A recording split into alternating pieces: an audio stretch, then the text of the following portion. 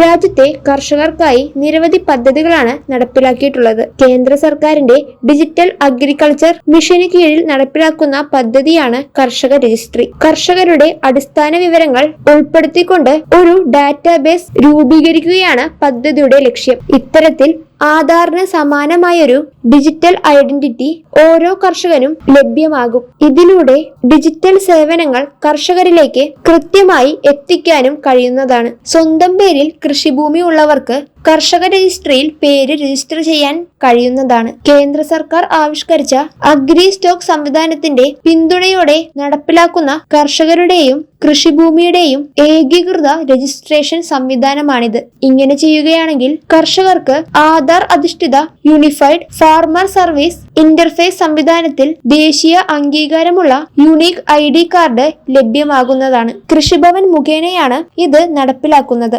Aadhaar കാർഡുമായി link ചെയ്തിരിക്കുന്ന mobile number, ഭൂമിയുടെ ഉടമസ്ഥാവകാശം തെളിയിക്കുന്ന കരം അടച്ച രസീത് എന്നിവയുമായി ഏറ്റവും അടുത്തുള്ള കൃഷിഭവനിൽ എത്തിയാണ് കർഷക രജിസ്ട്രിയിൽ പേര് ചേർക്കാനാകുക. കർഷകർക്ക് ആനുകൂല്യം ലഭിക്കുന്നതിന് വേണ്ടി കേന്ദ്ര സർക്കാർ നടപ്പിലാക്കിയ പദ്ധതിയാണ് PM കിസാൻ സമ്മാൻ നിധി യോജന. ഈ പദ്ധതി പ്രകാരം 6000 രൂപ 3 ഘടുവായി പ്രതിവർഷം ലഭിക്കുന്നതാണ്. ഇത്തരത്തിൽ ഈ തുക ലഭിക്കുന്ന മുഴുവൻ ഗുണഭോക്താക്കളും തുടർന്ന് ആനുകൂല്യം ലഭിക്കുന്നതിന് രജിസ്ട്രേഷൻ നിർബന്ധമായും ചെയ്യേണ്ടതാണ്. രജിസ്റ്റർ ചെയ്യാനുള്ള അവസാന തീയതി ജൂലൈ 31 കൃഷിഭവനിൽ നിന്ന് ലഭിക്കുന്ന വിവരങ്ങളുടെ അടിസ്ഥാനത്തിൽ ആനുകൂല്യങ്ങൾ ലഭിക്കുന്ന എല്ലാവരും തന്നെ ഇത് കൃത്യമായി തന്നെ ചെയ്യേണ്ടതാണ്. കാർഷിക വായ്പ എടുക്കാനൊക്കെ ഇത്തരത്തിലുള്ള ID കാർഡ് ഇനി ആവശ്യമായി വന്നേക്കാം. കൂടാതെ സർക്കാരിന്റെ മറ്റ് കർഷക ആനുകൂല്യങ്ങളും ലഭിക്കുന്നതിന് ഇത് നിർബന്ധമായി വന്നേക്കാം. അതിനാൽ എല്ലാവരും തന്നെ